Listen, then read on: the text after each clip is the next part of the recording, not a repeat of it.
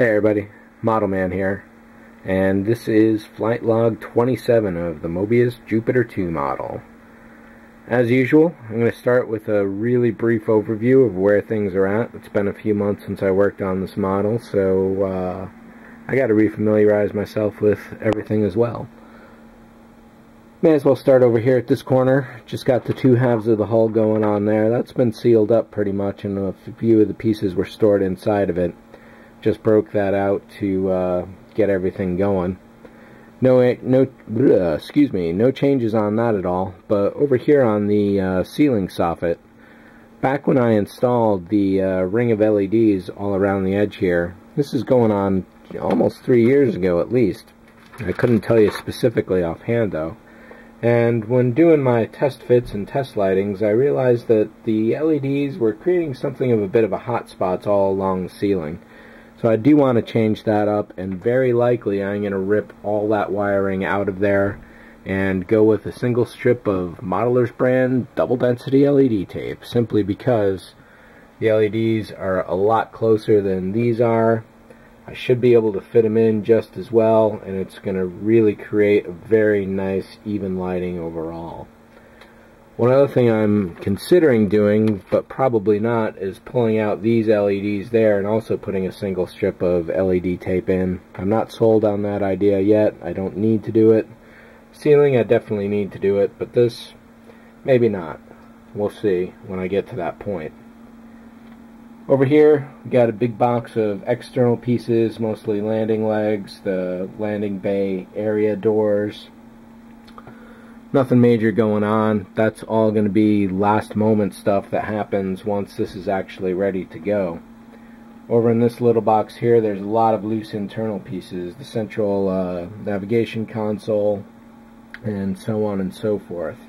So those are going to be coming up in the immediate future.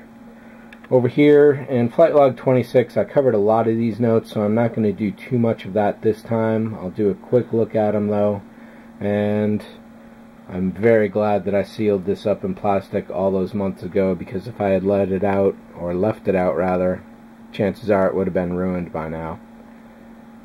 Over here, this is the main thrust of where we're going with FlightLog 27. Lots and lots of threading up of fiber optics, care of thefiberopticstore.com.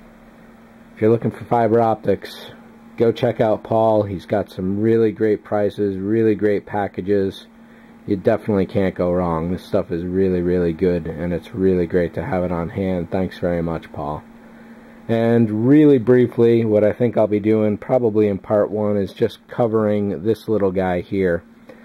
This is an original window piece that I had created to try and fit that into the hull between this window here and the outer skin.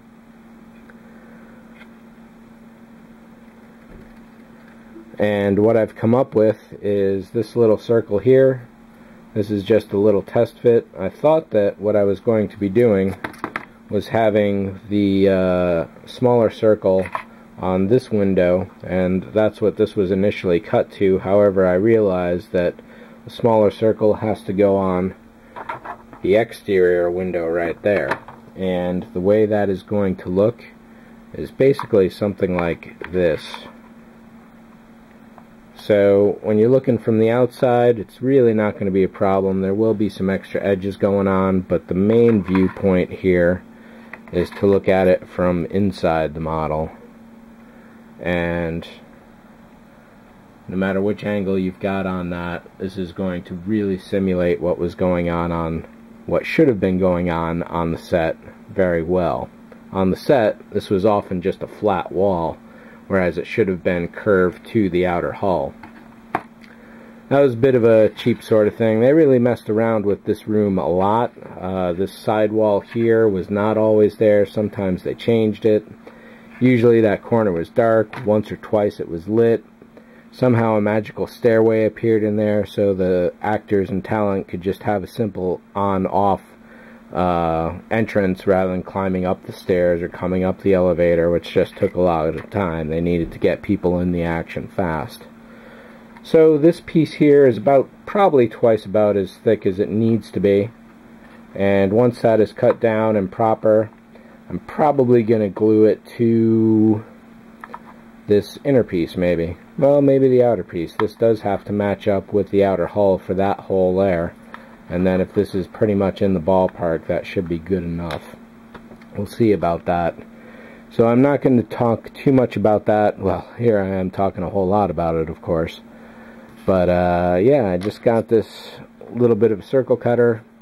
Here and there I'm going to test it out. I'm still a ways away from doing the last bits of physical pieces of work that need to be done. That's where that room goes right there. And none of these other small pieces that go in the main floor are going to be put in until the very last moment. And of course I still have to construct the external airlock and how that's going to go. That's going to need a fake floor that comes up this way. There's a bit of a ramp going on to the exit and then it goes out. I will be doing this in a landed position, or rather a crashed position, so outside of the diorama of the ship I want the ramp coming out of the ship, and then there'll be sand around and the trees and all the other stuff that you often saw on the set. So with that, let me get a little organized here, and we're definitely going for some fiber threading.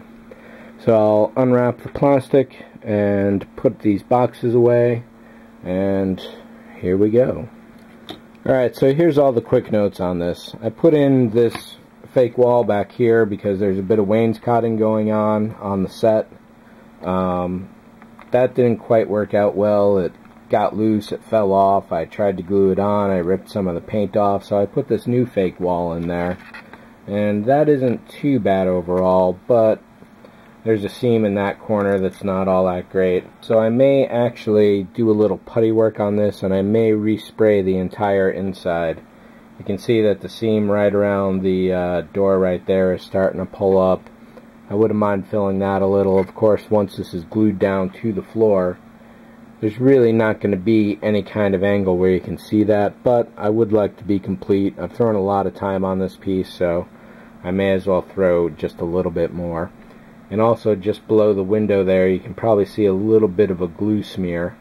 It's basically water thin, but it is there and it is noticeable. And again, it probably wouldn't be noticeable once this is in place. However, I'm going to go and fix it anyway. Next time I cut one of these, it'll probably be about half the width overall, maybe even shallower. We'll see how that goes, but main thing I want to talk about in this video is the fiber optics.